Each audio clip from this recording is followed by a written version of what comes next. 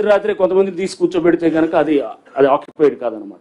So అట్లానే మీకు example చెప్తున్నాను. ఎవరు ఇప్పుడు సున్నం చెరువులో చేసినప్పుడు అతను ఎవరు అక్కడ చేసిన బిజినెస్ మీద అతనితో డిపెండ్ అయిన వాళ్ళతో ఉన్నటువంటి వాళ్ళది డిమాలిష్ చేశాము. ఆ పక్కనే చాలా ఉన్నాయి వేరే హ్యాబిటేషన్స్, వేరే గుడిసెలు ఉన్నాయి, ఏమి టచ్ చేయలేదు. అది ఏదో ఈ బఫర్లో ఉన్న FTLలో ఉన్న అంటే మనము ఏ కమర్షియల్గా వాడుతున్న వాడు అక్కడ ఎక్స్ప్లాయిట్ చేస్తున్న వాడిని చేస్తున్నాము. రేపు ఏది మీరు ఓవైసీ గారిది అంటున్నారు, లేకపోతే మల్లారెడ్డి గారి కాలేజ్ ఉండొచ్చు, లేకపోతే ఇంకా మనకి ఏది పల్లరాజు రెడ్డి గారి కాలేజ్ ఉండొచ్చు. ఇట్లా రకరకాల చాలా కాలేజెస్ వచ్చాయి. మాకు చాలా కాలేజెస్ మీద కంప్లైంట్లు వచ్చాయి FTLలో ఉన్నాయని చెప్పేసి. బట్ పిల్లల భవిష్యత్తుని మనం దృష్టిలో పెట్టుకొని అకాడమిక్ ఇయర్ అనేది ఇప్పుడు నడుస్తున్నది.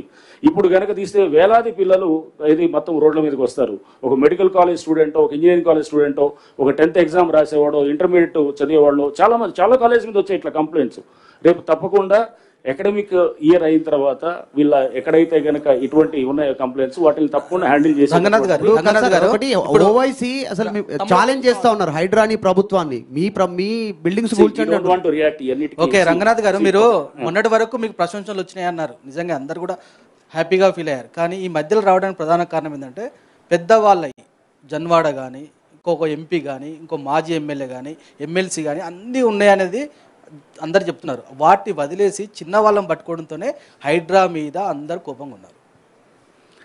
మీరు చెప్తున్నారు కదా, మీరు ఏదైతే ఉన్నదో తప్పకుండా పెద్దవాళ్లే ప్రథమ టార్గెట్గా జరుగుతున్నది. దాంట్లో ఇది లేదు. చిన్నవాళ్ళైనా కానీ కూడా మీరు చిన్నవాళ్ళు అనుకోవద్దు. మీరు ఇప్పుడు ఈ విల్లాసు డిమాలిష్ చేసినప్పుడు కనపడేది ముందు చిన్నవాళ్ళు కానీ వెనకాల ఉండేది పెద్దవాడే అనమాట. అది కూడా గుర్తుపెట్టుకో.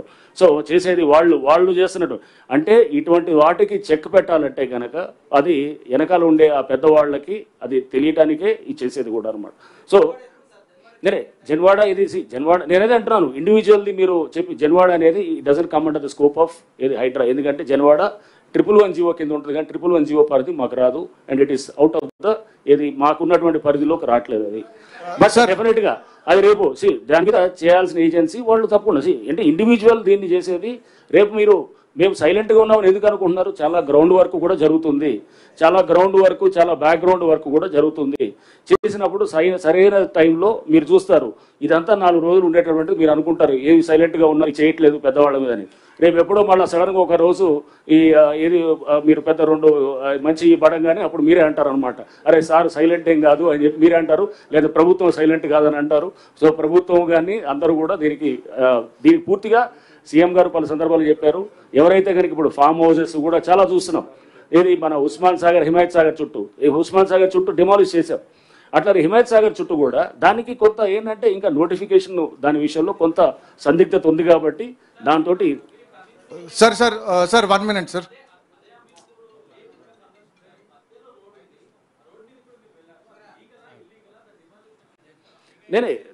అది రోడ్డు అక్కడ చెరువు అక్కడ కూడా మేము చెప్పాము. అక్కడ ఒక ex-MLA వాళ్ళు కూడా ఆక్యుపై చేసేసింది దాన్ని ఇప్పుడు నెక్స్ట్ డిమాలిషనే కాదు, రిట్రీవల్ ఆఫ్ ద లేక్స్ అంటే దాన్ని మొత్తం మళ్ళీ రివైవ్ చేయడం అనేది నెక్స్ట్ అది కూడా మొదలవుతుంది. రేపు ఈ వారం 10 రోజుల్లో కూడా ఒక వర్క్షాప్ కూడా ఆల్రెడీ నిన్న కూడా మేము కొంతమంది ఎన్వైరన్మెంటలిస్ట్ పిలిచాము.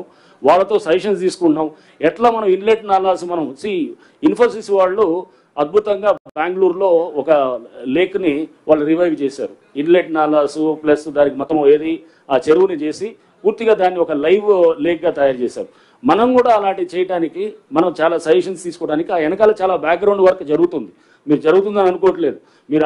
మీరు సైలెంట్గా ఉన్నారు మాట్లాడలేదంటే కనుక సైలెంట్గా ఉన్నామని కాదు. సో డిమాలిషన్స్ ఒకటే కాదు, డిమాలిషన్స్ ఒక ఆస్పెక్ట్ అయితే దాన్ని కన్స్ట్రక్టివ్ లైన్ లో తీసుకెళ్ళడానికి చాలా వర్క్ జరుగుతుంది వెనకాల. Sir 1 minute sir. Navinder from Deccan chronicle sir. చెరువులు FTL బఫర్ జోన్లలో అనుమతులు ఇచ్చిన GHMC HMDAలకు హైడ్రా లేఖలు రాసి సార్ ఇక్కడ రంగనా సార్ చెరువులు FTL బఫర్ జోన్లలో అనుమతి ఇచ్చిన HMDA GHMCకి హైడ్రా లేఖలు రాసింది. దానిపైన వారు ఏమైనా వివరణ ఇచ్చారా? అనుమతులను రద్దు చేయాలని ఏమైనా మీరు చెప్పారా? అదే సందర్భంలో పేదల విషయంలో, మధ్యతరగతుల విషయంలో దూసుకువెళ్తున్న హైడ్రా వాసవి అర్బన్ లాంటి బహుళ అంతస్తుల నిర్మాణ సంస్థల మీద ఎందుకు సైలెంట్ గా ఉందనే అపోహలు వస్తున్నాయి. ఏం క్లారిటీ సార్? నేను అనేది ఐ డోంట్ వాంట్ అదే నేను చెప్పేది. ఇండివిజువల్ ప్రాజెక్ట్స్ మీద నేను కామెంట్ చేయను.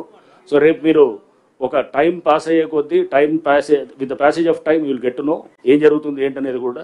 సో అంతేగాని మీరు సైలెంట్గా ఉన్నారు లేకపోతే ఏమీ చేయట్లేదు అని అనుకోవటం అది బహుశా మీరు అంటే ఇప్పటికిప్పుడు ఇమీడియట్ గా రియాక్ట్ అవడం అనేది కాదు, అక్కడ ఉన్నటువంటి లీగల్ ఇష్యూస్ ని కూడా అన్నింటినీ కూడా ప్రతి దాంట్లో కూడా ఇలా దాంట్లో చూసుకుంటాం. అసలు నిజంగా ఉందా లేదా, చాలా మంది వచ్చి కంప్లైంట్స్ ఇస్తున్నారు. అవసరం లేకుండా కూడా కొన్ని చోట్ల ఏంటంటే అనవసరమైన కంప్లైంట్స్ కూడా ఇచ్చినవి కూడా ఉన్నాయి. అవన్నింటినీ కూడా మేము పరిశీలించి లేదు ఇది దీంట్లో కంప్లైంట్లో సబ్స్టెన్స్ లేదనుకున్నప్పుడు పక్కన పెడతాం.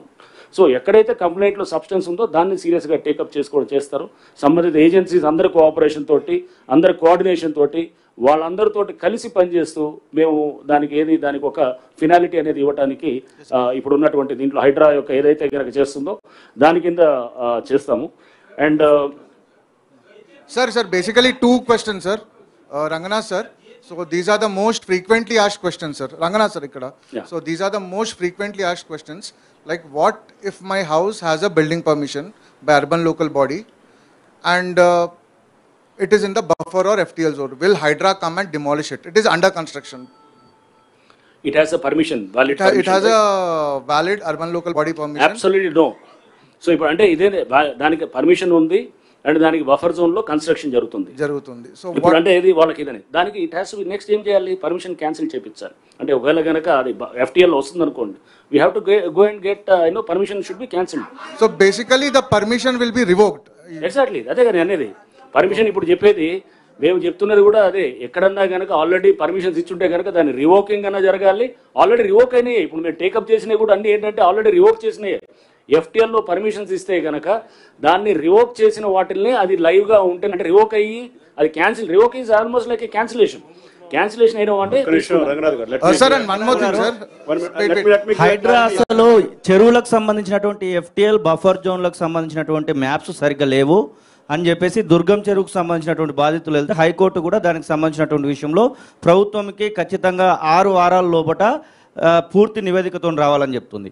హైడ్రా దగ్గరనేమో 160 acres అని చెప్తా ఉన్నారు, కానీ అక్కడ లోకల్లో ఉన్నటువంటి అమర్ కోఆపరేటివ్ సొసైటీ అండ్ మిగిలినటువంటి వాళ్ళు ఏం చెప్తున్నారంటే కేవలం 60 ఎకరాలు మాత్రమే FTL పరిధి ఉంటుంది అనేటువంటి మాట చెప్తా ఉన్నారు. 100 ఎకరాలకు సంబంధించినటువంటి తేడా వస్తుంది.